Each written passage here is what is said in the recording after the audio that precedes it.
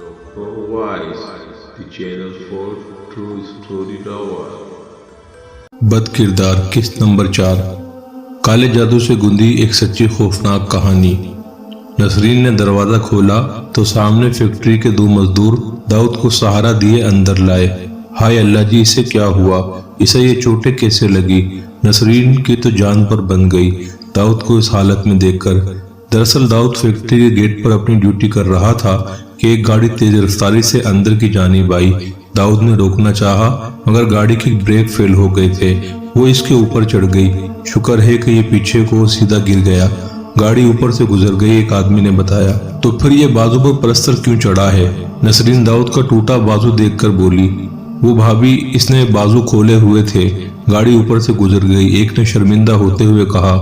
क्या मतलब, बाजू चकनाचूर हो गए क्या? नसरीन ने चीख कर कहा। अरे नहीं भाभी, एक ही हड्डी टूटी है, डॉक्टर कहता है हफ्ते 10 दिन में ठीक हो जाएगी। पहले आदमी ने कहा। ऐसे कैसे ठीक हो जाएगी? ये सारी आफतें मेरे ही नसीब में क्यों लिखी हैं? हाँ हाँ हाँ हाँ, नसरीन तो मेन करने लगी। अरे ये क्या रोना धोना शुरू कर दिया है? ये नहीं कि पानी पिला दे, दाऊद ने नकाहत से कहा। नसरीन को अपनी गलती का एहसास हुआ मगर दूसरे ही पल, हाँ तुम्हें तो लग रहा होगा ड्रामा कर रही हूँ, मुझे तुम्हारी परवाह नहीं। अरे मैंने ऐसा कब कहा? मैं तो पानी मांग रहा हूँ। कहा नहीं, मतलब तो वही था। नसरीन उठी नहीं वहां से, बैठी बातें बनाती रही। इसकी 6 साल की बेटी सना भागकर बाप के लिए पानी ले आई तो दाऊद ने पिया। दाऊद कराते हुए वहीं चारपाई पर लेट गया क्योंकि इसे चोटें काफी लगी थी। बाजू के टूटने के अलावा सर में गहरी चोट थी, कमर पर खराशें थी और टांग जख्मी थी। नसरीन तो इसे देखकर दुखी हो गई थी। वजह इसकी चोटें लगना नहीं बल्कि अब मुसलसल इसका घर रहना था। ऊपर से आज की तो खुशी भी मिट्टी हो गई थी। देखो अब मेरी बात तुम्हें माननी पड़ेगी। अब घर का गुजारा मुश्किल है, तुम हाँ कहो या ना। मैं कल से काम करने जा रही हूँ, नसरीन ने फैसला सुनाया। तुझे इतनी जल्दी काम देगा कौन? दाऊद ने हार मानते हुए कहा। मैंने पता करवा लिया है, एक घर को जरूरत है काम वाली की। देख नसरीन, बच्चे छोटे हैं और अब तो मुझे भी जरूरत है तुम्हारी। दाऊद ने एक बहाना बनाया। बच्चों की तुम फिक्र ना करो, सना संभाल लेगी और मैंने भी 1 घंटे में काम खत्म करके वापस आ जाना है। कौन सा सारा दिन रहूंगी वहाँ? नसरीन ने लापरवाही से कहा। अच्छा, तुम फैसला कर ही चुकी हो तो मेरी भी एक शर्त है, दाऊद ने कहा। देखो ये शर्त वर्त अपने पास रखो, मुझे पता है तुम्हारी शर्त, नसरीन चिढ़कर बोली। अच्छा क्या शर्त है मेरी? यही है ना कि इस हिंदू घर में काम ना करूं? तो पहले ही बता रही हूँ नहीं करती। अब खुश? नसरीन ने अपना मैदान साफ किया। दाऊद के पास अब इसे रोकने का कोई बहाना नहीं बचा था, इसलिए मुंह दूसरी तरफ करके लेट गया। नसरीन फातिहाना अंदाज में इसकी पुश्त देखने लगी। दूसरे दिन नसरीन वक्त पर पार्वती के घर मौजूद थी। पार्वती ने इसे चाय दी तो इसने ये कहकर मना कर दिया कि बाजी अभी पीकर आई हूँ। मुझे पता है तुम मुस्लिम हिंदुओं के बर्तनों में खाना पीना पसंद नहीं करते, इसलिए मैंने तुम्हारे लिए नया डिनर सेट निकाला है। पार्वती ने नसरीन को नया डिनर सेट दिखाया। अरे नहीं बाजी, ऐसी कोई बात नहीं, नसरीन ने अटकते हुए कहा। अरे रहने दे, मैं भी इसी मुल्क में रहती हूँ और अच्छे से जानती हूँ मुस्लिम लोगों को, पार्वती ने कहा। नसरीन खामोश हो गई। अच्छा देख तो ले जो तेरे लिए डिनर सेट मैंने निकाला है। जी बाजी, डिनर सेट वाकई बहुत खूबसूरत था। पत्थर का हल्के गुलाबी रंग का जिसपे गुलाब के बड़े बड़े फूल बने हुए थे। नसरीन बर्तन देखकर देखती रह गई।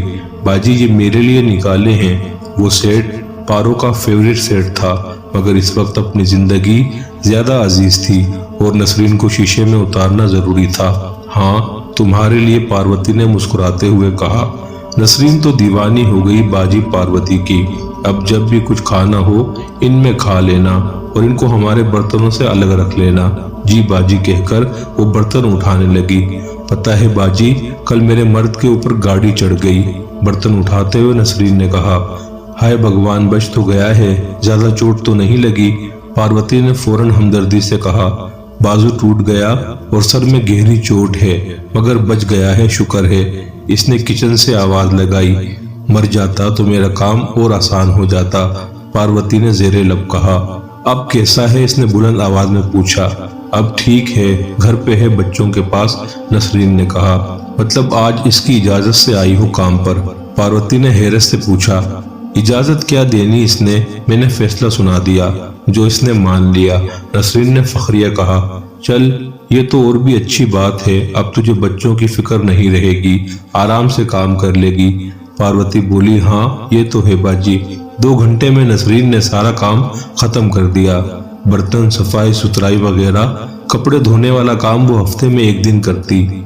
अच्छा बाजी मैं चलती हूँ, दाऊद को दवा देनी है। हाँ ठीक है जाओ।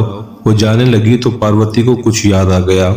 अरे रुको नसरीन, वो फ्रिज में सेब पड़े हैं, वो ले जाओ, अपने मर्द के लिए बच्चे भी खा लेंगे। शुक्रिया बाजी, कहकर इसने 1 किलो सेब जो पारो अपने लिए कल लाई थी ले लिए। आप बहुत अच्छी हैं बाजी, रब लंबी जिंदगी दे, इसने दिल से दुआ दी। पार्वती हंसने लगी। अच्छा बाजी रब रखा, नसरीन ने कहा। घर आकर इसने देखा तो हर चीज बिखरी पड़ी थी। दाऊद बच्चों के साथ खेल रहा था, बच्चे भी बाप के साथ फुल मस्ती कर रहे थे। क्या मुसीबत है, बाहर का करके आओ तो यहाँ ये सब। चलो उठाओ ये सब सना, इसने बेजारी से कहा। तो किसने कहा है लोगों के घरों में काम करो, अपने घर को समेटो, दाऊद ने फिर आवाज लगाई। नसरीन मुंह बनाकर सब समेटने लगी, फिर इसके पास आकर बोली, तुम्हें तो बहाना चाहिए मुझे रोकने का, मगर ये सोचो इस महीने का किराया कहाँ से देंगे, बच्चों का दूध कहाँ से आएगा, और राशन बिल्कुल खत्म हो चुका है, वो कहाँ से आएगा। नसरीन ने सारे खर्चे गिनवा दिए। यार ना परेशान हो, मेरी फैक्ट्री वाले तनख्वाह नहीं काटेंगे, उन्होंने वादा किया है। फिर मैं भी अगले हफ्ते से काम पर जाया करूंगा, मुझे कहानियां ना सुनाओ, जब होगा देखूंगी, फिलहाल ये सेब खाओ, मेरी बाजी ने तेरे लिए भेजे हैं, नसरीन ने कहा। नसरीन रोज पार्वती के घर जाती और हर रोज नई से नई चीज इसके घर में देखती। लालच और हसरत इसकी आंखों में साफ साफ पार्वती को नजर आता। बाजी आपका मर्द क्या करता है कि रोज नई से नई चीजें भेजता है, नसरीन लालच से राल टपकाते हुए बोली। नसरीन ये सब मेरे मर्द का कमाल नहीं है, ये सब मेरी काली माता की देन है और मेरे पंडित का चमत्कार है, पार्वती बोली। क्या मतलब बाजी? मतलब ये कि मैं जिस माता की भगत हूँ ये सब इसकी कृपा से मिल रहा है, और हमारे पंडित बहुत पहुंचे हुए सेठ बाबा हैं, वो जो मुंह से निकालते हैं पूरा होता है। अच्छा बाजी, नसरीन की आंखें फटी की फटी रह गई। हाँ नसरीन, अभी तुमने देखा क्या है, 3 दिन तो हुए हैं तुम्हें मेरे घर में, पार्वती से अंदर तक जानती हुई बोली। जी बाजी, नसरीन काम करने लगी। कहाँ तक पहुंची तेरी कोशिश? पंडित की आवाज पार्वती के फोन में गूंजी। बस समझे शिकार हाथ लग गया है, बस इसे शीशे में उतारना बाकी है, पार्वती चहकी। शाबाश, मैं तुझे सोने चांदी और मोतियों से माला माल कर दूंगा, पंडित ने कहका लगाया।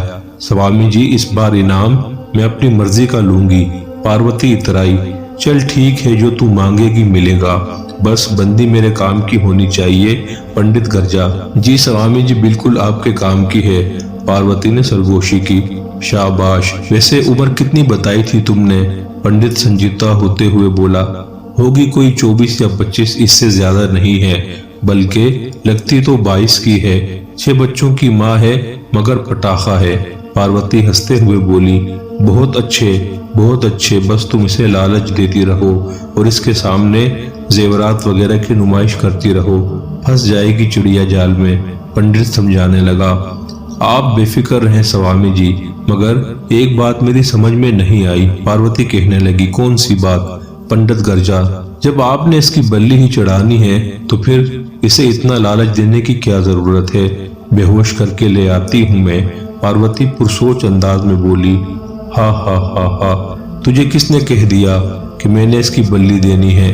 वो तो साल हा साल जिंदा रहेगी और रहेगी भी अपने ही घर में। मुझे सिर्फ इसकी एक चीज चाहिए जो वो लालच में आकर ही देगी, पंडित मकरू हंसी हंसते हुए कहने लगा। सस्पेंस और पुरस्कारियत में डूबी ये कहानी अभी जारी है।